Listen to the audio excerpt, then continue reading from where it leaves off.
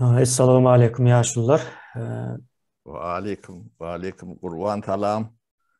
Aleykümselam. Gurbana hoş geldin köpten bäri. Görüşemiz ok ekranda. Ma, Ağzını bekleyendir kurban ağa şeydedir. Ha, Hawa, ora. O hawa. kabul. Ray, nişan meş. Indi Allah kabul e, etsin. hawa hemmemizinkine kabul etsin. Gurbana indi şol amon barada gurrun edelse bunun izni izarlasan yankı prezident diýilen nämäçelli gidýän ekende. Biz gördük indi şonu sizler gören adamlar ýakynrakdan işleşini görmeseňiz hem edeni işlerini gören adam.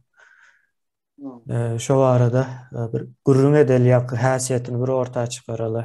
Soň bizem bir kinemesini goşaly. Soň amon näme üçin bar? Kim üçin bar? Onu bulurum hil ol buram değil. Üç daha yeme var eken. Kemine. Hawa ýaňky prezidenti goraýanam amon hökmünde görülýän eken Bürgüt ady, Bürgüt diýýärler. Şolam maskaly ýöne şolam o türmäe barýam işte. Ine şonu Gurban agadan sorarsyn Muhammed aga bar ýanynda olan gelip gurrun berer. Indi şo türmäniň içindäki amon nemesini täzeden bir gurrun berip beşseň ýa kynam bolup bilýär, bolup biler ýa baştan geçirilen zatlar. Şo taýdan bir neme alyp gidelde. Öňüňize alyp gidele. Yani amon aradaky düşünjäni ortağa goýup. Son bular nereden gelýär, näme diýe? Näme maksatly edilýär şo zatlar? O atlar kim? O. Salam yaşlılar kimine salam. Oğum saman otunum. Şükür daya. Amon aňarda şehpede bir kegedek disiplinini gelýärdi. Amon bir çöre bolup gelýärdi. Amonyň öýüri gelýär bir ala eşikli, bürgüt gelýär bir gara eşikli maskal zatdy. Yani dubinki zat var. Onu spesnal tipi bir zat gelýär. Üç bölekde bar daşlar. Şoň hem türmek gelip gitýärdi biz çäjode awdyşyly ýakyny şeýle barýardylar. Ýöne çäjode bolan ýagdaýymyzda öýde agrak bir ýöne awdan näfek kirifek kän gelýärler. Hepde bir gede ola gelýär, o ardy görünýär. Ýa-da kiregen gelýär. Gelene de böyle dandan gelýärler. Sement çalışmaka, militärden sement çalışmaka 7'lerde, 7'in yarına kâwat 6'larda da gelýärler. Gelýärler onu gelende şundan dedim ýatyn şunu isteyene kakly Amerika diýip. Amolary spesnasa birüde türmäň içinde tutulan arasında şol Amerika diýip at berilýärdi. Şonun birini düýdürýär, isteyene habar berýärdi. Amerika birine geçýär kamerler hemme. Onu şu taýlyk görmeli. Onu aňyrberdi ady gizlemeli, garadadyň aldyrmajak bolmaly. Birde näme şu ýenjilmeli de taýyn bolmaly ýalypdy. Şu gara powut bermeliler şolara. Şondan gelýär gaplar atýa ýeke-ýekeden girýär dışyndan ýenjip başlaýar. Ýenjip başlaýar kamerany näme bolsa alýar.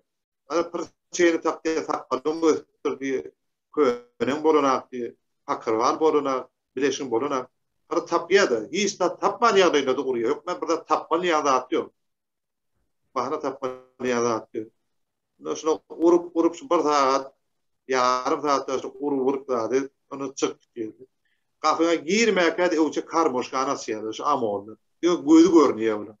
Ýüzüne tarap bolana kim diýen belli däl. Ýöne daýy sportsmen hemmedi. Karmoşka nasýar, näçe adam, falan adam ýagdaýyňyz barmy diýip birinji soraýarlar. Onu $20, $50 bar ýa-da bahasy bar. Ýagdaýymyz ýok, $10, $20 bar diýsem, şonu alyp gapy aspat çykdy. De kän ýagdaý ýokdy. Gelmeden bir de giyip urýardylar. Türkmenistan raýatynyň köpdini şol dolýany hakyny törede zat ýene girene. Bermese golardy urýar. Barada me berýär. Eçelikde tarana. Urpady gençlik diýerler. Näme produkt näme egneşin onu araşdyrak zadym bolup goýanak hemmeden alyp gidilir. Tapustum ne Sırdaniýa çykdym bir peredaçy gelýärdi. Peridaşkan oğulları imeller üýüňler hozurundan gelen zaptı. Şaýrat ýördaýlap şu bir döwüm çöreğe garaşypdy onu. Şol ýykara adam aşyk çekmejek bolup paýlaşyp şonu alyp ýeze bolup iýdi. Şu bir gün ip ýetişdiň ýa-da şoň üstüne gelen ýagdaýyny hem alyp geldi. Zaten goýmaýardy şunu. Üýgüde ýa-da iýdi turbede näme gerek urup da alyp geldi. Ýöne şoň üç bölükde bolup gelýärdi şonu. Yani değişmeyen amonaş aleşti. Burmut diyen şu kareşti. O da şu maskada attı. Diyine de adına bula yıkılan da adını da attı. Tasmasat geldi burmutla. Yani bizim eski bir prezidente değişti diye. Şu türmede neye bir iş var? Ben şu hiç tasa. Burmut diyenin şu prezidentin ahranı şu tayını qoğramalı. Köşkünün yani iş yerinde de adını. Türmede atıp gelip şöyle de yencik yaptı. Ama onun adı pastayanı bar. Bir gün de geliyor bir ayda bir gedek geliyor. İspes nasıl yaptı bir grup var. O da geliyor. Gelip şuna doğru bir hemen urup. Ayda bırak köp geliyor yeri kriter geliyor. Onun şöyle 7. urup köp barlı. O havisi Moğol'da da var. Moğol'da da yani. Şöyle bu kendi yençi yerli. Taskov ne diyordu? Bir yer Taskov adamını bir de kamera bir kendi. Başka adamlara değmeyenler olurum buraya da öyle. Yani ithali geliyor da 7. olarak şu Vahabi Moğol'da deyip sorular geliyor. Taskov bir yer adamları kendi oluyor. Böyle helak geldi. Şu adamın ruhunu yani dövmeli ya da adamın dövmeli. Şoň üçin edilen bolmaly. Benim fikrimçe başka näme bu kebebi. Bu gaty geň Pırlatmadı. Türkmenistan'da bir cinayet günahı işim yoktu. Daha surak bir sonra şöyle arkayına oturmalılar diye surak çekmedi. Şolun şöyle gerek yok kadiyenler. Yani orup harlap, borlap, sen kendini amonyanı iyinin edebede de beş tabak girmedi. Yedilerinde bir şappat var, bir onlara çık gitmiyor. Yani orup mahiv etti. Bir şey inşaat yerde böğrüne depiyor. Şu oturalım köpnün 99% hem böğrükleri duran. Orup böğrüne de hadi. Ya orup kavrağın diyor. Hemen ervek katır yerli oranı. Elaget yerli. Yağdan attım, bunu sağlam köp, onun aşağıdan olup geçi, taşına orup da külüp çıkıp geldi. Onu şu erti saat 6-7 girenler saat 2'lerde çıkıp geldi. Onun göde ötü şu kamerana hem beni şunu yani yenci diye yarım saat 15 min 20 min yenci diye. Hak bağırladım da ne? Hakkın beri yazat ediyor. Öyle diyor ben çıktım. o beýmedi türmäň içinde 1.000 yarım 2.000 adam bolsa olan hem bejetini o yani yumrukdan geçirecek bolsa 3-4 saat iştir. Şoň üçin ýartyny puluna alýandylar, galany gençi ýendirler.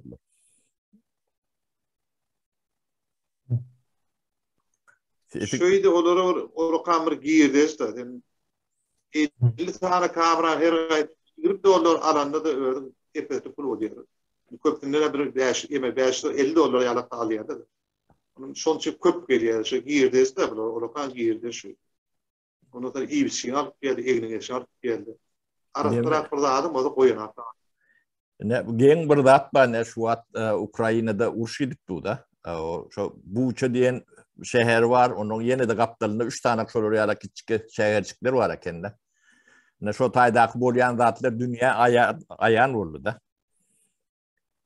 Yani şu taýda edilýän zatlar hemmeti ine şu sizin amoniyanyňyz bar.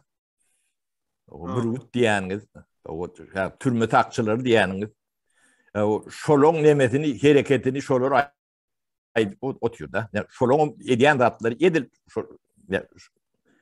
sizin amonuňyz oğudun nepede edýän zatlar. Olaram şu ýyllaň ýaşap görenden öýüne girip hala dilini oğurlaýarlar, hala dilinin içinde eklatlarını alýarlar, eşiklerini, o giyimlerini unitadına çenini götürüp gidiyorlar diye de. Ödüm burş yemesin. Bulun yankı men aytjak bolýan adam bir nemesi bir yankı aňyrdan bir alan terbiyesi mi diýeň mi ýa-da bir protokolu mi o düdüni türmäň nemesiniň şu orsun eskeri bilen güýjü bilen şolaňam türmeleri bilen detseň zatda ýöne bizinki hada erbet bolmaly. Misal üçin prezident o prezident saklama üçin ne İran'da da prezident var. Şuraya sakçı var mı? Bir o ikinciden çok sakçı İran türmelerini var. O şu prezidentin karşı çıkış eden adamları urup yencip korkutup demetmiyorum. Ne İran'la olmasa ne demokratik devletim diye patah eden okur da o gurulunu. Yoktur. Yani prezidentin oluryalık akranası olması mümkün değil. Hiç yerde yazılan yerim yoktur. O prezident demek bu halkın hatamına yaşayan bir neme olmalı. Hem de daha da açık olmalı. Onu oluryalık akranı da gerekken. Ola bir onun bile iyi şeylerine köşeleri yapıp o adamlar korku salmalılar. Bunun başka nemesi yok. Korku salmalı, korkmayanlarına bile türmeye salıp dövmeli, ruhunu depelemeliler. Yani biz demediğimiz gıdıklanayanımızın esas sebebi var. Yani şöyle adamlar var da. Şu Türkmen'e korku salmaya hizmet eden adamlar yeke hem mecesini suyun yüzünde çıkarmalı. Şolara ölümden emervet dağıt karışıya bir milletin ruhunu depelemeye katlaşan adamlar. O düşmanından emervette. O düşman yani senle tövüşür, yenilden okuyu yersinden ölürsün gidersin. Bunlar bir milletin ruhunu yani çağlara göz edip ediyorlar da. Gelecek nesilem ne şulardan tiskinip duruyorlar bulmalı. Onu bettiler ne halk korkuyor da tiskinip durdu. Çağatına çendi. Yani şunu eden adamlar bir de ağıtları gerek. Şimdi bu yemediğini biz düşünüp başladık. Şulan yeke şu adi familyası o halkam şu kömür etmeli bu ağıtları hem de tapar bilir. Şular yerin düğümüne de gitti Türkmenistan'la. Dünyada da şulan yaşamı hakkı yok. Bir yaşatmayat bunlar. Tohumuna çeni kırmalan olsa o kırlar. Bunlar bir milletin önüne eden cenayeti. Bu insanlığın karşısında edilen uçtaki cenayetler oluyor da. Şunlarla bunun müvritim yok. Surok davranışı yok. Bunlar yalak ceza. Biz şu da ağıtlarını koymalı. Eden günahlarının adı ne? Bir milletin ruhunu dövmek, depelemek, namusunu depelemek. Şol orayalak cenayet bir. Yani oğurluktan o böyle çok günahlardan hiç deme değerler. Bu katı ağır günahdır. Bunu bağışlama bunu. Bunlar amnisiye daha da hiç tadı da nemede. Türmede taklanına da degen okulur. Üçürüp yak vermelidir bunlar yalık. Yani insanlığın daşındaki adamlar. Ödüm kanunun daşındaki adamlar.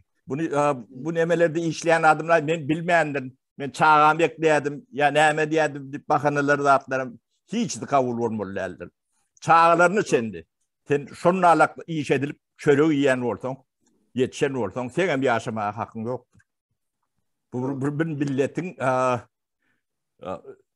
yani ağır namusunu hem de adı depeliyor. Yani içindeki adamlara köpüsü yukarı vazifeli adamlar. Yani bir milletin kaymağı, yani akıl nemesi.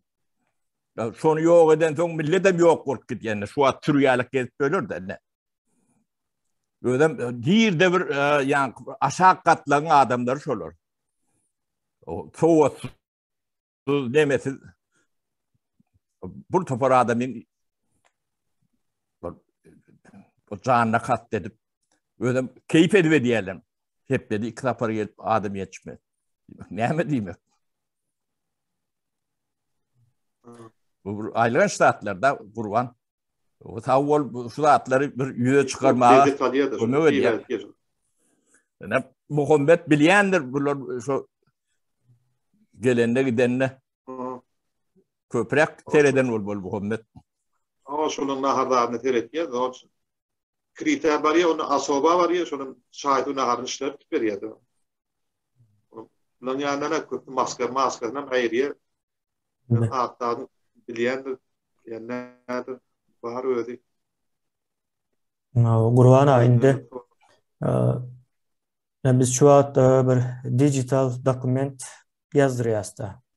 Bunu hem ekrana veriyaz hem bunu gerekli yerlerle maslahat edişiyaz. Şunun için bize şu amonun kılık häsiýeti, ýa-ni maksadyny biz şol anyklap düşündirip bilmeli. Ýa-ni näme maksat bilen edilýär. Onu berip bilmeli. Şoňa ýa-ni olar maksadyna ýa-da bir edýän hereketlerine şu aýdýan, ulanýan sözler hem käwagt näme ýüpüji bolup bilýär da. Ya ama nähil sözler ulanýardy. Türmäge gelen wagty haýsy sözler köp ulanýar. Ýa gazlaryndan çykýan gepler, sözler. Şimdi şu namazıma diyor öğrenme diyor. Ay ağda näme ýa-da aýtýar, öldürme köpde içip gelýärdi bunu. Ağda bu arasynda da çykarak bular. Ya ölüm bilen gorkuzýarlar mysal üçin. Dil ağızlarından öldürmek. No, şu öldürmeli, adam derdi näme diýip şunu dopuldadı, urup. Sen namazda hep adama teýýär. Ağda dile getirip de bolmaýar onu diýär. Orada şöyle ödlerde kalıyor, keyif alıyor sonra. Ne keyif geldi, urup lezzet alıyor, hem de angrayada hem de beşman kazanıp geldi şöyle. Sonra girdi işte olan. Onu alıyor da atlarım şöyle için bağladı, alıyor da angrayada eşki yine burada kasturunun ittifalını onun karar var da içinde de angrayada. Şoňdy aňarda bir oğlula bir tatdyr da şu garaşy ýene pullar geldi. Ya indiki berip gelende şu pullar geldi. Adam öňe ýene ur tatdyr. Ana da gerek o da. Spralyňa ýene o da. Adam kärlerin da. Şu kamerala aýlap tatdyr ýene geçip pullar geldi. Soň geçen bir gepimizde biz jellatlar diýip kapydan içeri girýärdik. Ýok, biz jellat, biz Canılar mani geldi. Hastayan diýär. Bu hemmesem diýäm ýa-da bu belli misal üçin gürgüt diýämi? Ýa. Teorilerde diýär. Hemmet diýäm ýa aýra-aýry demeler diýäm. Edem diýär şoňa. Barym diýär. Biz jellat, janyň almany geldik. Izrail ýene sırt toýuň adamy teop başlaýar. O da dile getirmeli adamda utanýar onu. Kim oýanak şular. O çak bilen ýaşy näçe çeker? Iň mysal üçin içinde iň garrysy. Ýaşlary bar. 30 teoretiklerden ýaş, uly ýaşly ýok içinde. 30, aňra 35, ondan geçen ýaşlary ýok. Hem daýy ýer adamlar sportsmen. Ýaşy ullary ýok. Ýöre şolar başlary bardy, o ulrak ýaşlary. No, ady näme onuň? Muradaga diýip bir wagt öre diýip başlanan başlary. Onu istarsi ýemeti bar, batyr diýip garrygaly aldy. Bular haýsy amon, ýa-ni alaşykly amonyň başlan bular. O alaşykly o. O garaşykly eşikliň häzir şu wagt mejlis diýip berdiler. No. Mejlis bir o barmy? Mejlis diýerler. Diýip bardy. Mejlisden tar ortýan ana bulanýar. Mejlis ýa sarş ortýa düşüp Muhammed'in gowkany. Hawa, näme mejlis gök diýän ekenler, gözem gök diýerler. Doğru söýdiler. Onda dogry eken şol. Indi bu taýda gyzykly zada edip bereýin. Ýa-ni burgut diýilene, ýa-ni mejlis diýilen, mejlis gök diýerler ýa-da, onu anyklamaly, dogry. Şo sary bolsa sary, gürrüň berişler ýaly. Indi şolar gönden göne ýa prezidente bagly, hiç kimden buyruk alan oklar. Hatta şol ike pişip salam berýän nemeler bardy. ministrler. Ha. Entek o suratlarına koyarız. O şolaram o entek şol salam berişlik başlamakka depip uryamışlar garınlarına. Gow egilmedin. Gow salam bermedin deyip. Ya olarım salam beriş hiç bir adama yakışacak bir zat değil de yani şonu yal tayağı yemesen bir korku olmasa edemem sen şol işi. Ne olsa da. Yine şu bürgüt değilene şol nemenin yani öy değil içeriğinin o kameranın görkezmeyen tarafında duruyan ekenler olar. Gurun veriş boyunca. O şu tayda qoğuşak salam bereni uryamışlar tutup. Şu tayda göne hep menin önünde. Şonun üçin şol salam berişlik demesi var diye de. Hal burada iki satanın arasında salam berme deyip at koyuptur. Yine şol neme etmeyini anırsında neme şol tesir veya da güç diyelim. O güç deyip bilsek o kim için güç, kim için o güç değil. Son bular gönüden şol prezidentten alyas deyip özleri ama aydiyanıken. Ona mireden bir saniye demesini gurrun veren beyleklerini gurrun verip bilmeyen ekranda. Şu kulluk edenler var Aşkabat'ta. Son yara skladı var diye. Yaraklarım duruyan yeri yani. AK-47 mi? Kalaşnikov. Köplenşolar var diye de. Şonu prezident nire aitse her gezek giden de bir yerlere o açış eden vakti şol yaralar alıp gidiyen ekeni sklattan hiç kimden sorama kim karşılık verse şolara yani eskerlere dep vurup sklattan alayamışlar. On keyfine göre de izne getirip gidiyormuşlar. Yani neçe sağın aldı, neçe sağın getirdi. Belli değil ya, onun hasarını tutup olan yok diye.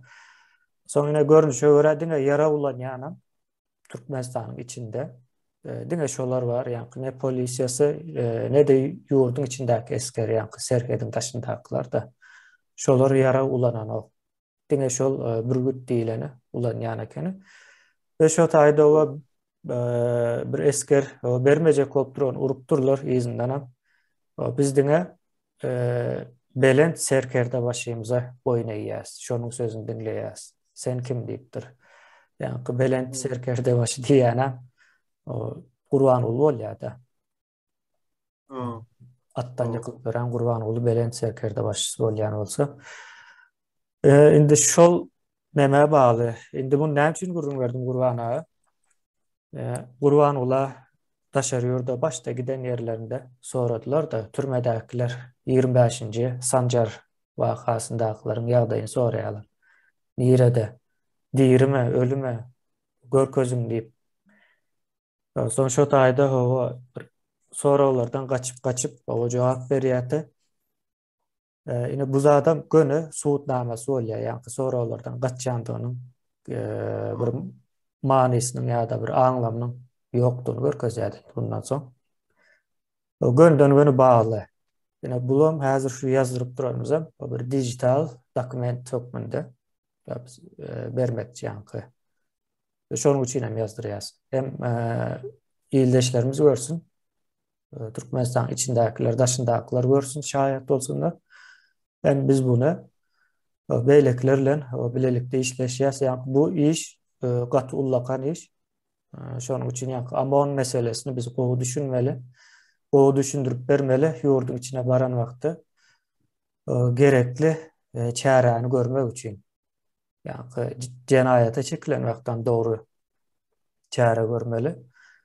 O cezası verilen vaktan doğru bir ceza verilmeli. Şu maksatla da. Yani biz cellat diye de. Demek o prezident değilene Kurban ol cellat uğrayan olmalı. Onlar hem özünün cellatlığını bilyen olsa prezident hem onların cellatlığını bilmeli hükmen suratda. Demek cellat uğradılar. Hep de bir gezek, iki gezek. O son şolar her gezek gelen 2-3 adama cel ölüyemiş deyip eştiyas yani bir anık bir sağın yok. Yani her gezek şolar gelende ölüyenler varmış şoların tayağından. Kızılgan diye yaman eribe duruyor. Nivaz mı onu düşündürüp olmuyor olan yenisini. Ben şu an men gurrum ulan eşdi onu düyüp bilmeýär ben hiç asam. Ulan ne diýen şeyler. Prodor var şu da gana isteyne dağıttı. Kellende isteyne urda olur yalda bir vahşi sirkemeli hareketleri vardı. Asırlar rahatı. Onu yine şöyle dağıttı. Abijlik geldi şu borket geldi şöyle şlangan diye daha yine tuğlaş gağlar yuyardı. Giderler falan. Muhammed'e ait bir paranın orada köşünde adını gağlar yukta dedi. Son yar urp neyem başı. Son yar öyle bir cinayet yani. Bir cinayetçi de öldüğün anında cinayetçi yok. Ben de oturup kulfat ne oturan adam ne yazırsın kuşdan çıktı diye. Bunun teypini de no kurwan biri iýerýän bolmaly. Biri iýerýän bolmaly ýani. Iýerýän adamda akıl yok şoňa. O kulfat ne oturan ben de oturan adam ne için niýetme. Odan urup alada diýeti. Sagatdan aýry ýetýärler, dinany ulaşmadan bir watandan aýry ýetýärler. Çok yetik şöyle ağaçlık bir kaptanı, horluk bir kaptanı, ayrılık bir kaptanı, taya var artık başlıyor. Onun urup men zalim, men cellat, dövüşüne kalk, ben yenci kıdılganı yemedim. Bir de var, yeryüzünde hiç yerinde yok. Diktatörlük içinden ağırda diktatör olur. Önüne ağırda cellat yok, önüne ağırda zalim yok. Bir de var, hiç yeryüzünde yoksun ya da. Ama onu getirip şöyle yenişmedi ya da. Frokbedim oturdu orada değil mi? Oturdum ne bir beğendim. Bir bu çağat var, üyünü karıştırın, ineti var, atası var, boğazlar var. Bu da şiurun var. Şu adam da o da bir adam abi. Hayvanım şu dünyada urulayan nedir? Bunu gidip oruçta bu Kuday'dan koydu. Katkı inançlı neme urwan ýönüp bolup geçen zat içinde bolýar adam bir nar şeyinde istigladete gelip urza. Bolýar bilen bir nar şeyini etmiş ýa bir erwetçilik gelip urza bolýar diýýän ýok. Hep de bir gerek urup maýy etdi. Emma adamyň maýy ýok içinde ağaç hor berdi. Ýagda ýok, ıstyn ýok. Bulan kuda üstüne ýükdi. Bilmesi bu yüzden yoktur adam. Yani adamın iyi yok burada. Indi Gurwana şu Vahabist demes barada. Yani Vahabistleri amonlar ayratin urya diýdiňde. Ayratin rak görýär diýdiň ýa-da. Ayratin urýardy. Ama indi bulam Vahabist demesi gaty giňiş bir neme. Onam izarlayas, yani Vahabist Türkmenistanda aslında yok. Olat o getirilen, onun hem sebebi var getirilişi. Ajdar bilen bilelikde gelýär. Ajdarın bir wakasy var. Onu ekranda giňişlerini gurrun vermekçi bolýar bir ýakyn wagtlarda. Yani çalaja bir zat aýdaýyn. Ajdar şu daşyndaky siyasi hereketiň içindäki bir yara ulanıp biljek bir adama. Yani nähilli baysam Gurwan ulyny ya da Niyaz bolsun tapaty yok. Şu diktatör nemesini bir garşylyk görkezip biljek. Yani yara ulanıp garşylyk görkezip biljek o toparın bir agzasy ya da başındakysy bolan. Bu ýöreýte şu neme garşy hereket. Diktatörlere garşy hereket. 2008-nji ýylda bolýar bu waka. Yani Gurwan uly gelen wagty. Yani o Gurwan uly gelen wagtyna taýarlanan däl, ondan öňem Niýazow wagtyndan bäri ýoş-ýoş güýçlenip gelýän bir hereket. Soň Gurwan uly wagtyna den gelýär. Şo taýda da olaram o satýarlar, o yani onuň bir nemesi var, hekaýasy var, ol aýratyn bir mesele. Yani şolar azraň bolsa dini bir neme topar. Yani dini topar diýip ýalňyş aýtdym. Dini şahıslardan meydana gelýär. Köpüsi inanýan adamlar. Inançlı adamlar. Inançlı adamlar. Soň bulary yani eden işi hakykatda sistema garşy gelmek. Yani bunu gizleýärler, sisteme garşy gelme tarapyny gizleýärler. Bular Wahhabist diýip at goýýarlar. Hem dini tarapan bar bunun. Ýoksam o Türkmenistanda Wahhabistin kimdigini bilme mümkinçilikli derejede bir ýa bilgi ýok, ýa din bilimi ýok. Ýa Wahhabist bolmaýandan aýyrmak üçin dini gaty giňişleýin bilmelidir. Wahhabist olaryň ömründe hiç bir nemeti yok. O da bir günädat del. O bir akım. O Şii nähilek boldy. Wahhabist hem ýonky çykan nemelerden o nähilek ýatarşyna çenli edebiyatlar var, bilinýär o. O haçan çykdy näde oň taryhyny bilip bolýar. Ýöne Türkmenistanda şonu bilme mümkinçilikleri ýok. Ýöne şolady bir teklip eden bolmaly, ortadan bolmaly. Umuman şol sisteme garşy gelseňiz ýok edilýäňiz diýip ýene türmäniň içinde de şolar aýratyn urmaklarynyň sebäbi şol bolmaly. Şolar arada da içindäki ýa-ni Wahhabist diýip saklaýanlar barada. Qur'an bilýän zatlaryň gürrüň bersem. Wahhabist bizning kaptalymyzda otururdylar. 4-5 kapra aşağı kaptalyny. Şuradan arifne zakarky asıqdadır girenli şunun ilk uruşu var. Bolur ýalda şunu bir urup bir ýygyrşy ýapagyrlar var. Üýden öýde şu prodorlar gasyp hawalaplar urup zadyr. Eýşe şurada girenli bir tany bir 40 ýyl hada bam kadiýara çap bilen 4-5 kamerada. Şu gurgurlarda 2 ada oluyor uruyadaşlar. Bizim ýenjilikler alat orada uruyaş urup adı bunları hem de yapıp Eredasa, Sivdaniye hem de yapıp. Bunlar kamerany hiç de yok. Deňe bir ýeme bar, ýorgonşak bar. Bir gapçary başga işlat ýok. Bir ton aşağı.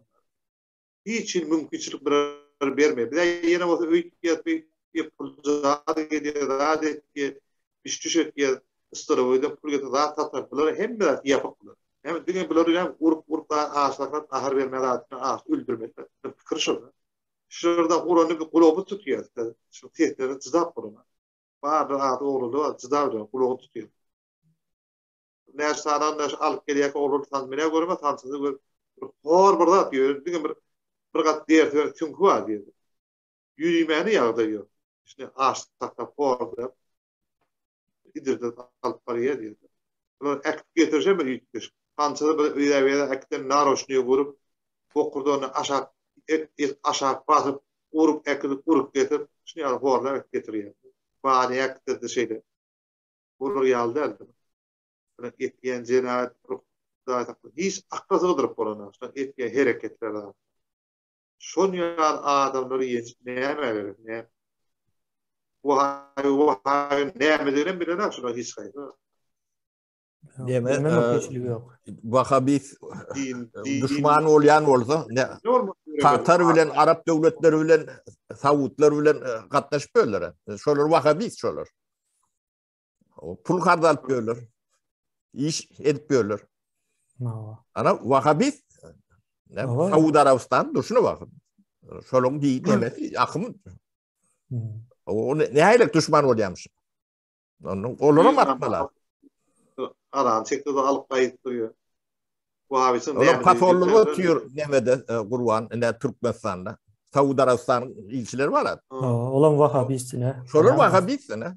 Atýan bolsa goloyny barıp görgen. Türkmenistanda diniň nämedigini bilýän bir adamam ýok. Ýani hökümet demesinde. Wahhabist hem ýok Türkmenistanda. O Wahhabist hem ýok. Bular ýanky eýleklere 25-nji sanjyda Wahhabist diýip terörist diýip at goýdular. Eýlekine de Wahhabist diýip şolong şo iki grupdan diýeri çykan adama duşup bilemdi okda. Belki badır yoktur, onu bilemdi ok. Onu entegeçende ben şo taýdan yatıp çykdym diýen adama tataşmadyk da. Bularyň ýanky 25-nji noýabrdaklarym sistema garşy hereket etdiler.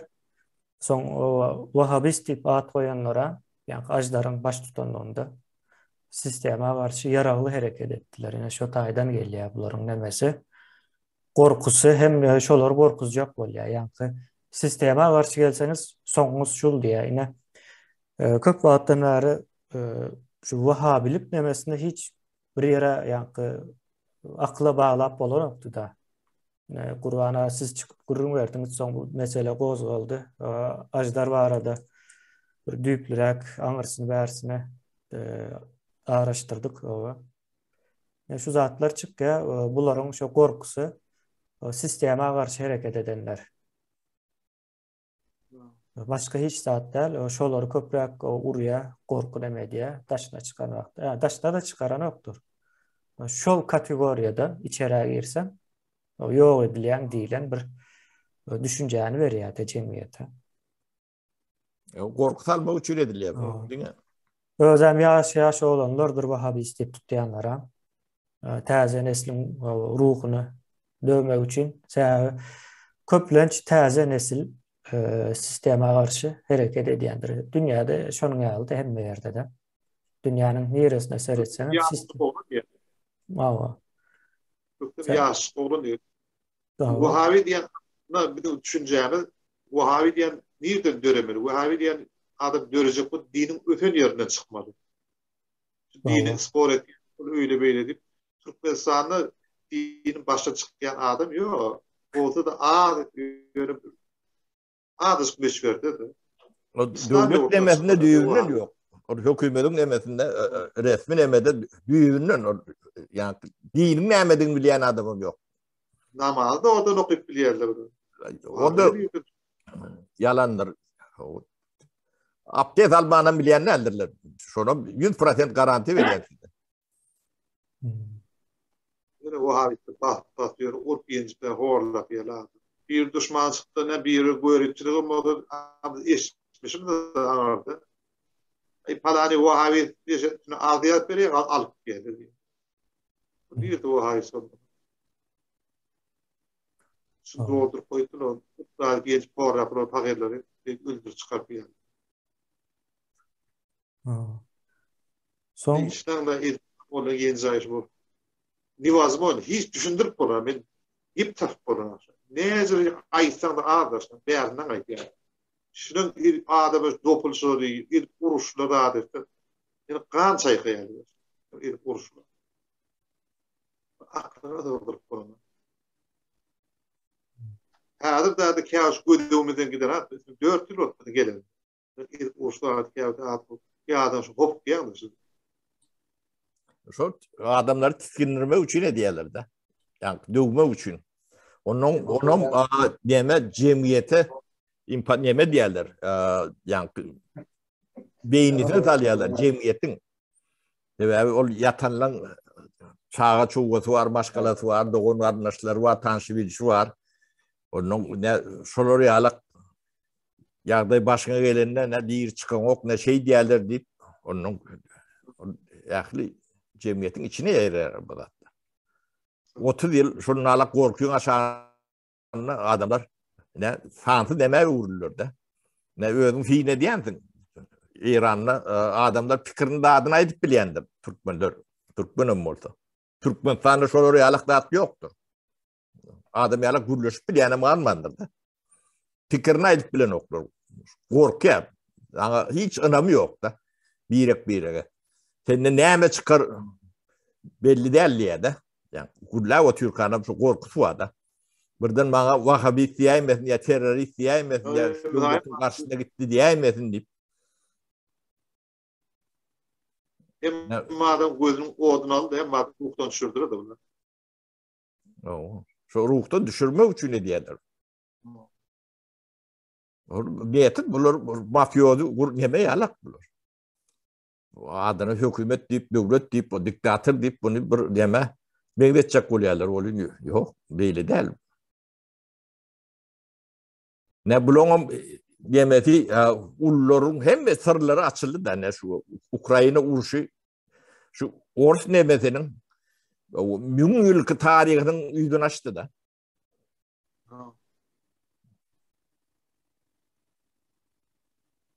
Bular şolaň nemeti de. Türme arada da şu proyektine ne o da nepen proyektine çen şu Orsetden gelen o birinci yol başyna çen o sizi nädip urmolsuna çen şolary uğradyk diýdi. Bolmasa amon diýilen söz Türkmeniň sözünde bar mı amon diýilen? Orsun sözü. Hem meşgul emete. Ya Spetsnazam orsun sözü. O Spetsnazam şu Hmm. şu korkutma da şolordan gelýän zat. Yankı inni bir 22-nji asyrda, 21-nji asyrda kul bolmaly diýaram ýok da. Türkmen şehitdiler de.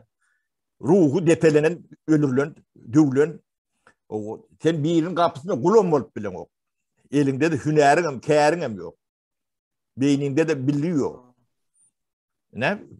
Yurdu taşladylar. Yankı şol amonlaň bir ütden kömegi bilen edilir. Onun olary jemgyýet başlap bilermi? Biz onun sebäbini bildik. Bilmän soň owa bular hukuk goraçy diýip nämen perden aňyrtynda oturýarlar da. O men hökümet diýe beýlekse. Yani şu perdelerin yüzünü siren soň aşağına nämädiň ne orta çykdy da şu.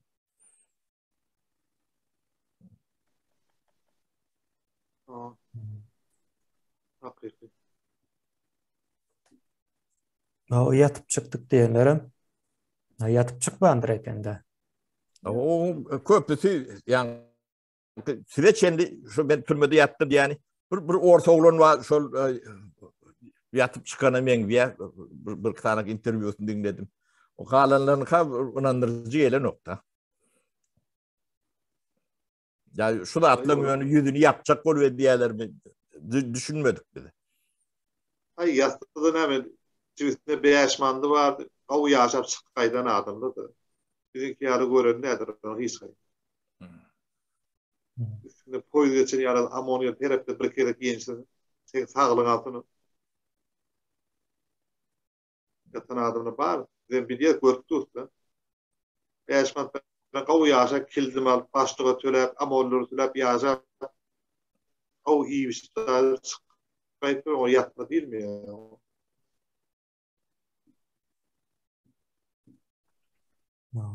Yatma halak değil mi? Gitmelerine de ondan mertem. Muhammed Ağa'dan bir dinlesek. Muhammed Bulon köpüsünü tanıyandan, yüzünden tanıyanım olmalı Muhammed'in. Bizi. Ben Muhammed Ağa vereyim. Hani? Yani o tür.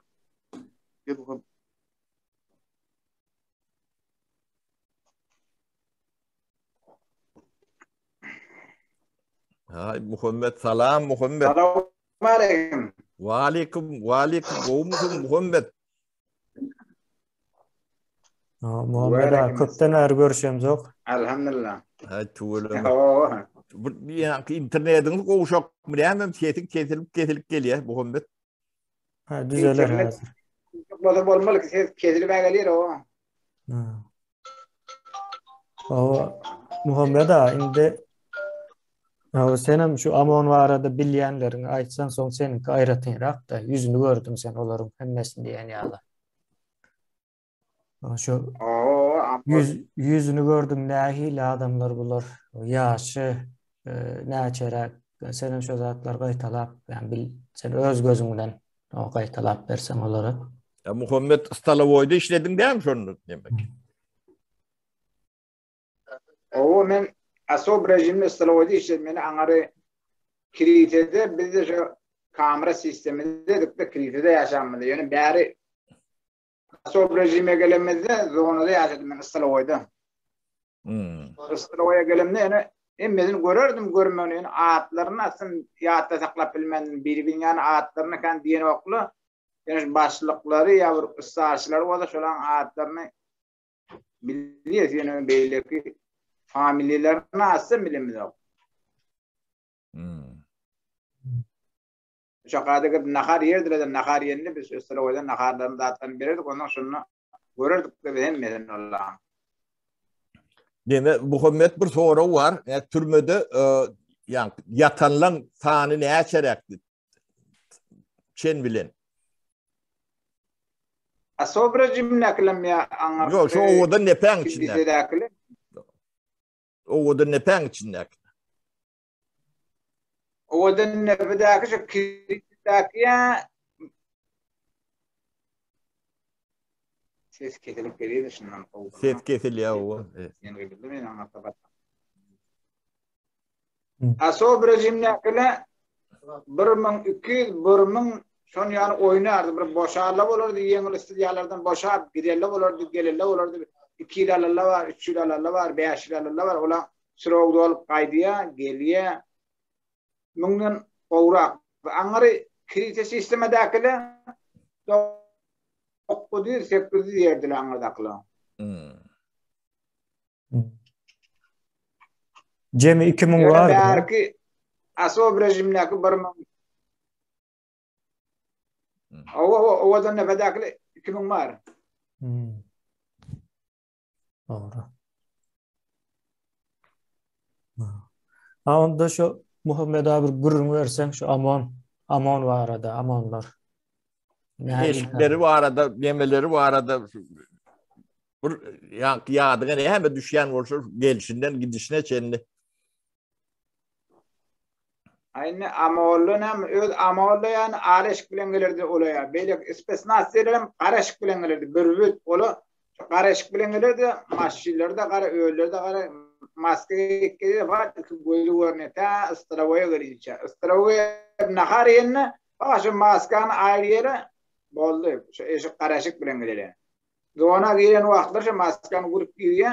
Yönü solan ispesnasiyem, amoniyum, bürvüdiyem, hemmediyem gelenine şu zona belki zona girip tutsoğla var berdin zona pram zona dibimden işlenen yeri var anırda. 400'den kovrak oğlunda var anırda pram zonada işle. Belki zonada akılla işleme berdeki zonada akılla ölür yatır iyi. Şu zona girenine zonan hemmedadını alır ellerinin. Nämedatlar oda alışvat adiyalım bizimden gelen moza sivitnoy bir näme dip bolana okuyup alıp geliye bäri ıstılawaya karşı geçiriş afserlen yaşın yaş ıstılaway. Şoň alıp geliyle telefonlaryny, isparallarını, kneşkelerini, näme ellerini iýilse bir narmarak bir zat bolsa alıp gaýdylar şonu. Hatta bir zajgarka tam alıp gaýdylar şonu. Getiriyor doğana tutup da doğana getiriyor doğanadan animatlarına alıyla derdi degmem köyüne de olalım otlak koyuyor düşün. O bir koykalan arasında çekilen zanavaska var şurada bunu okuyup alıp geliyor berdi otlak koyuyor köyüne de aklat koyuyor hem mesleği ak prostim olmalı şalan.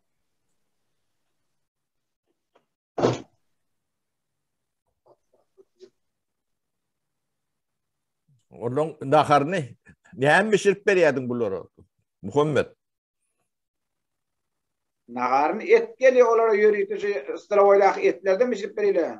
O yankı ola gelmezden öňüçe başlık aydı ertir gelecekti deyip bir de aydı ki gelecekti deyip yani. Gelecek wagtları ertir dan atandan naharını başlayak pişiripden.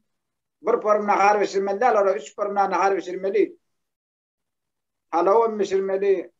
Etem govruk koymalı, hemmedan taýlak koymalı arağına tem. Ağır sağa sola ertir gelip giriyele, ertir gireninden ta öýlen sağa 2-3'ün ýarına tem şakada işleri ondan geliyor. Şu gelen wagty naharları taýınca da hemmedan taýlak koymalı. Ondan olasa aňardan öýleri, uňry berlerini alyp gelýär ağır. Şu monadip näme şu monada çykanmaza kiýsa salyp alyp gelýär getirip enne şagada ıstılawyn başlyk bar Istasy Gulhanow Jangiri şoňa getirip berýärler oýam saýla waly içinden bir narmaraklatlaryna alýar. Ay bir derdi degmen depelap degende bir kilişkele bar depelele döwli olaram akdyro banyan gatlaryny otlary olaram akdyr. Ondan hemmesini otladyk diýip edýäm.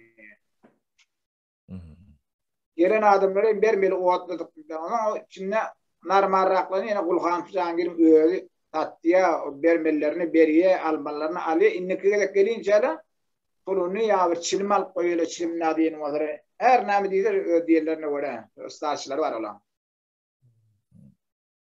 Ağa şu Aydy. Şu ispesnasiyem şonuň bürvüdiyem amoniyem hemmesi şonuň aşağı içine kadarlar ali şu promdona baranna işten olan elinin işkatulkana malık diyeler. Ay bu kanimada işkatulkana ona maliyeler. Narda onu maliyeler. Kılıç var, kılıç beceriyle onu alıyor. Küyde beceriyle küyde alıyor. Her kim özüne gerek zadını alıyor şunun içinden. Kaydanlar şu maşin doldur kaydıyla. İsmesnasın maşinlerini. Her kim özüne gerek zad alıyor. Muhammed yani içine girip adam urup çıkandanlar şolong üst başlar ne eyler? Kan mı? Ne eyler? Aratıcam ya. Ayak yo arastıcı der üst başları kan onun ne yurtum diyen bu gomni qeygri bu gomni sen onun için hemen buradan çıkıp bilmeyen kişi karşından çıkıp çoğu sen üzüm mi burnun mu ayağın mı nira kan oğlum maypolino brend çedajda naralada bu gomni qeygrana dangna bilen markiren adam okuda çetajdan göberiyor korkusunu. Brend ayak dawlan oğlum da kam oldu eli dawlan manglay çapılan burnuğanan kan olsun bir yaman içinde veya şu 6 adam ya 2 tane yemem 3 tane bilin asla çıkarmış içinde yatanmadı. Çok içinde yani aydı bilmem bu gomni 5-6 adam buradan çıkıp bilmiyor ki. Karşından var sen şovuya niye yani devdi. Taşar çıkaramadan Daşar çıkanı diye bitti. Her gereklemedi 3 adam öldürmene hakkımız var diye biz prezident taraftan diye bize diye anlatır diyecek adam yok. 3 adam öldürmeli diye. Haysaydı ya. Görkölmeli diye şimdi. Bürgüdüm aydı ya. Şeylikten duğunaları olan her kim bürgüt bilen espesna saydı bizi 3 adam öldürmene hakkımız var diye her gereklemedi diye adam öldürüp diye. Bu spesnazam 6. addeyle bağlı olmalı deyip bilyen ben. Ona ama ayıp geçeyim. O şolan haydi bilen geldi ağrışı amonu yine biraz ganimet amonu bilen düşünüp oluyor amon yine yuvuş olardan. Spesnaz bilen yankışı bir bit gelen dinleyen oklanasından her kim molay. Geldi zona giriyor ben dangna bilen geliyor bilip olan dangna turmanka geliyle gelip ben urup başlıyor. Duğun ali ona her kim korkusuna narde model beri şkatulke model beri kılıç veciran oğlları da var küyle kılıç onun içinde paramzonu da iş değil de her form iş var paramzonun içinde. Bazı zakaz verki diye innik zapar gelince bir tane narde tayin model. Bir innik zapar 10 günden gelecek mi 5 günden gelecek mi yertirayla gelen fakirle bunu zor al becerişen. Öyle de bunu geçmen sonra iş değil yine korkusunu sonra becerip veriyle diyen dadı boluyor da şunun içinde. O başlıkları var yani başlıklarına yani idarenin başlığı var. Şimdi tayla koyuyor. Nardı veriyor. Ondan stol veriyor. Lokan stolu var. 200 tane ağdarlık yani. Aynı şu Aşkabad'ın içinde akademiden satanına $200, $300 bahası var dedikten şey diye satın oğlurlar. Ondan solurdan biri olur bir ayda becerip oluyor. Birinin bir ayda beceriyor. 2 oğlum, 3 oğlum oldu işlerden. Hem medadını elde becermeli dışarı. Ondan kaydan vaxtlar sonra şu maşin doldur, maşin doldur kaydıyla. Her kim bir daha alıyor şimdi. Başlığın adı ne mi dedim? Direktörü dedim. Tayin edip koyuyor diye. Yemedim. Bir arkadaş zonan başlığının adı ya. Ol öğre vardı. Onun son saatlik begenç geldi. Onların için Murat vardı. Şu ön amonun başlığı bolon şulan hemmet. Öğrem ön amonun başlığı bolon Murat'ın amonun başlığı bolon şu idara başlığı oldu.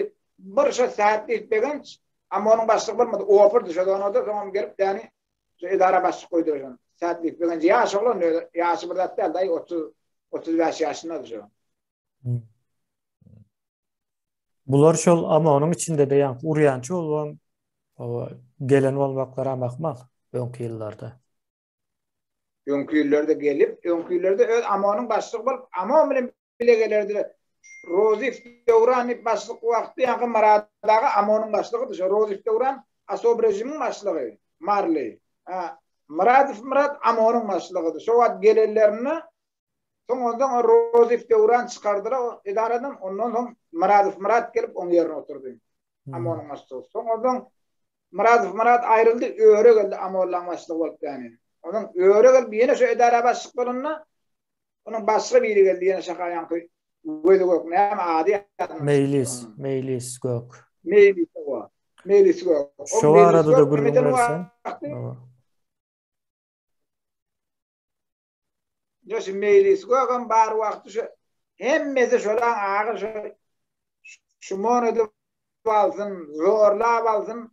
Şu zadı alıp yani otlu mu alıp otlu yerlerini şu zani vasıgeleri alıyorlar. Yastıkları alıyorlar. Hem de alanlar prostinler dağıtlar alıyorlar. Otlu mu kanimatlarını. Otlan dağıtları dirdiğmen dağıtlar otluyor. Baniyan yanak diyor otluyorlar.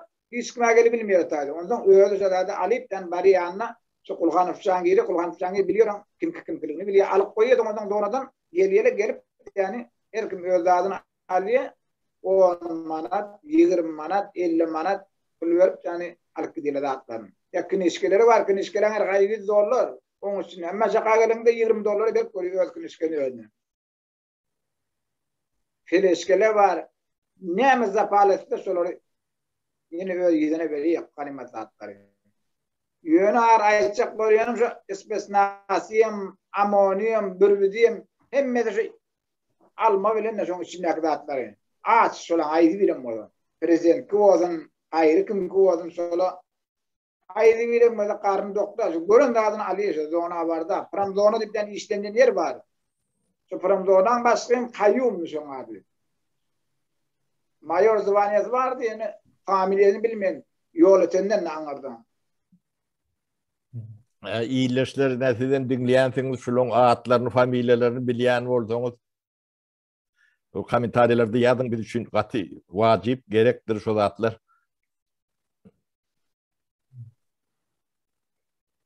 O bu meylis gök diyeni var arada bir gurrun versen yankı nahar yen vakti stalovayda oturan vakti. Nähir şonun özüni alıp barşy. Meylis gök diyem nem olara var zorla bali her näme masadan şu naharın ben her birde kim moda qıygırya. Mene akar işlen menden ulrak biri var. Kurbanov bayramlıktani o marlı povuro.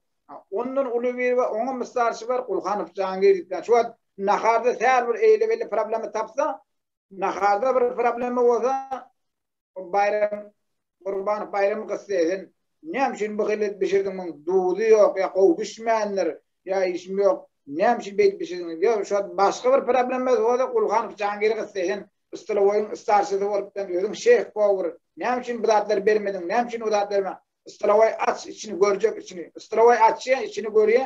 Neme var neme yok. Bundan pişirin. Terdeden zakaz verip öyle gitmeydi ona. Öyle yani işgar oğulları yollar nahara öyle zakaz veriyor. Bundan pişirmeli. Nemşin ondan pişir somsa, mantı, bitçi, şu vat. Bir nahar pişmiyor ola için hiç vaktim.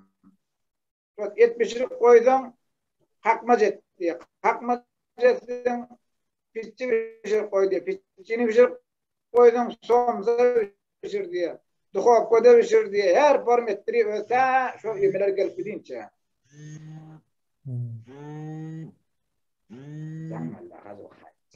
Kamera demetti. Muhammed şolun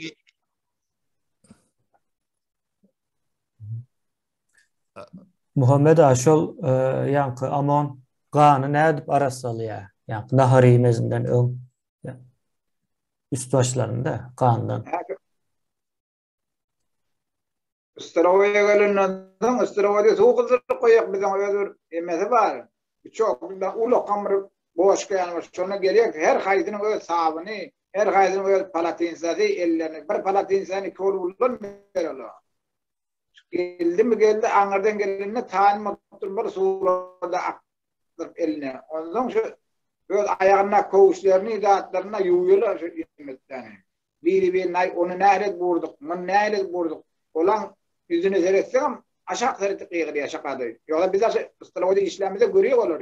Göremizde de yine şu yüzünü seyretsen ya birda desem her çalsızın bol gepletmeni koymayla seni yani seyretmeyene ya gepletmeyene.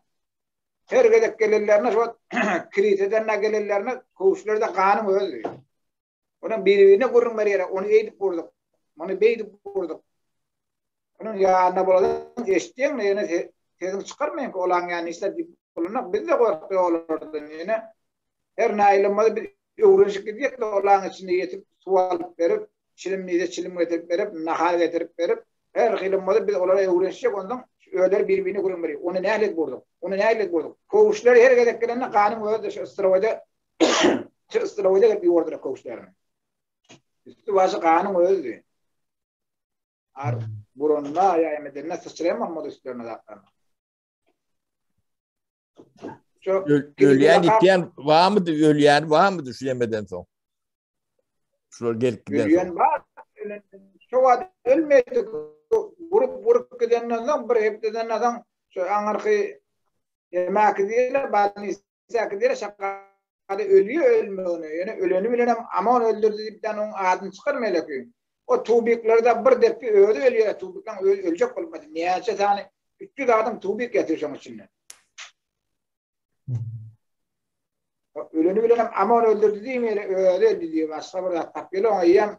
Aman vurandan ona gidiyorlar şaka Sanchez'den getirmiyorlar. Sanchez'de yatırıyorlar.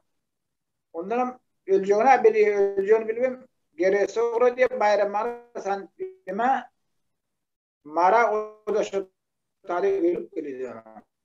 Niyam oldu tubik tuttu. Olan tubik anza olan yang yemeğini olan tubik yemşo bir bahana oluyor. Tubik değerli yok o da onun içinde.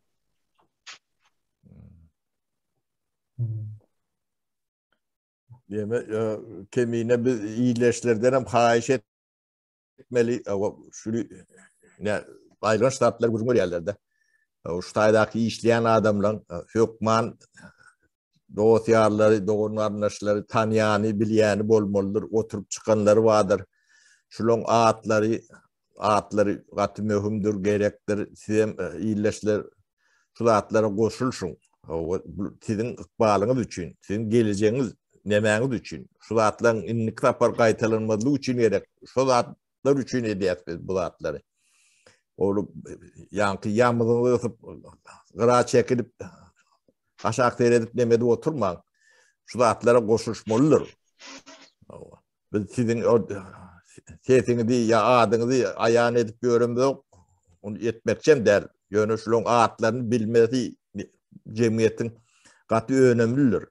Bu cemiyet için ulu tesiri vardır bu atlar. Lokan hayiş.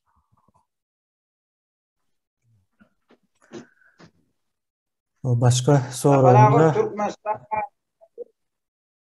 Buyur Muhammed. Türkmenistan adamları öyle bir tane amollu. Bir kaytalı tetin demeye geldi Muhammed çala geldi. Türkmenistan öyle tutsuklar diyen tanıyor diyen amollan kimliğini, nemeliğini hemme ola birbirinden tanıyor ağatlarına tam biliyor oluyor ne. Ola sesini çıkarıp bilene, hissat deyip bilene ola. O şoň üçin tory ýatlar bizem şu aşağına ýatdylar diýip demedi. Yani kament hökmünde ýatdylarym bolýar. Jaň edip aýtdylarym bolýar. Buların bir bölüğünün o atlarını aldık. Yani biz şu doğal izarlap tapyança yankı köpçülüğe vermekçi däl. Biz bir netije gelenden soň onu anyklap ekranlara da veririz. Bilmelik kim diýdi? Kim näme şey diýär? Mesela bu bir aydan beri devam edip durdu yankı ama onu izarlamak nemesi. Şimdi 2 aydan gowrak wagtdan beri ama onu gelip urwan bilen ok. Şu manam edip bilen ok yankı Muhammed Ağa aydyş boýunça. Yani şu bon sözünü ulan ýa-da. Şolar am edip bilen ok. O bir-iki gezek gezip gidipdir biz yankı türmede bolýan zatlary saat izarlap dursta. Näme bolýan, näme goýýarlar. Şu ýöne şu amonyň hemmejesiniň adyny ýa-da işlenlere çelle. Şu iň azyndan bir gezek urmana koşulşan bolsa da şolaryň amatlaryna çelle izinden izarlap tapmakçy bolýas. Bizim niyetimiz şol. Ýurda baran wagtymyz bularyň birini ýaşatmaýas. Ýaşamana haky ýokdur. Yani orslaryň ýa-da buýrugyny ýerine ýetiren o Türkmen däldir bizim üçin. Ýaşamana haky ýokdur. O Türkmen'in namusuna değen Türkmen'i biz o Türkmen hata etme dememiz yok. Şun ya Muhammed ağa başka var mı şu? Aytacakladın. Başka şu Amar'ın işgallerinin yani Amar'ın işgallerinin ahırda iki taneni boşalttılar. Şu zona getirip koydular. Kontrolör edilen. Birinin adı Ceppan'dı, birinin adı Batır'dı şolan. Ulu da şu Amar'ın işten yöne yani Batır diyenin yaşı yok kodip çıkarttırlayan yaşın yok öldüğümüne uğradı. Senin yaşın yok kodip de beni işinden boşalttılar diyor. O Ceppar diyenim şu Amar'ların içine bir narşini edip ne o da. Onun çıkadır o da zonada kontrolör olup giderdi. İkisi. Yani şu zona gelen vakti sola da zona ot yaptırmaz. Şolan öz ismenine oğlullu asıl iki tane çapılan. Kıyımıldatmanı koymaz zaten hiç. Sol aylanır dururdu. 24 saat şu zona içinde durmaz bir yerde. Onun ise ona çıkıyor, bundan ise ona çıkıyor. O da öğrentir de şola ikisi. Şolar ama o yaşamalı değil adamlar. Sapar tuşan Ceppar'ın familisi zorunda gelenler Sapar'tı. Ceppar'ın familiyeti. Ceppar Saparov. Ceppi deyip de atıyordular şu adına. O biri karıladı. O Ceppar, Saparov Ceppar'dı bir. O birinin adı Batır'dı. Batır diyenine kargalaçı değil. Harnası da vardı onun içinde şu Batır diyenin. Ceppar da yaşlıklı niye? Yani oğlan doğanın içine oğlan adını bildikte doğanın içine kontrolör olup geldiler zaman.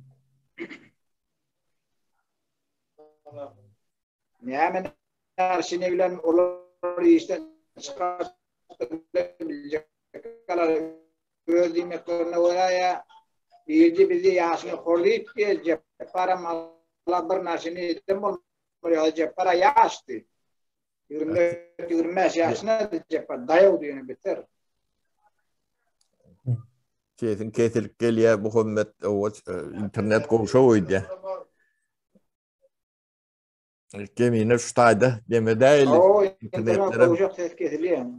internetlerim İran'ın interneti yağdı yer ödeyen. Onda şutayda Cemlali Muhammed ağa, Kurban ağa eşit duran olsam. Muhammed ağa köp savol Muhammed o yine de yadına düştü. Gurrun verginin şu zatları. Onun şu adamların atlarını yazgının Muhammed sen ulu şayad edip çağırmakçı.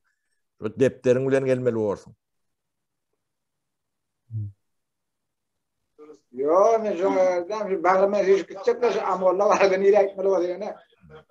Şu atlarını yazma saklamanın sonu yanlısı beni boşarlar yatını yazmış mı ben korktu aslında ne şey. Düşün ya. Bize boşanma alkeda bir de sonra. Şu amorla. Ha. Şu biz boşak gelimizde de tam orijinal gelince bizim bile geldi. Tam orijinalde gördü beni. İran sen niye kayıp kalıyorsun? Yemeden Türk mesallar yok mu? Türk mesallar mı? İranlı mı? Onu İran'a varanda da ayda mı? Bir eğitimli her kilometre bir Türkmenler ka kovsakla dipten ayıtkın dipten sonra tam orijinalde bana tavsiyor. Tam orijinal gelince birileri alıp geldi solan öyle. Doğru. Buraya Muhammed köp savol Kurban Ağa'da savol aydalı o kemine şutayda neme değil. Hava şutayda Cemlali sağ olun. Sağ olun, sağlıkta görüşelim.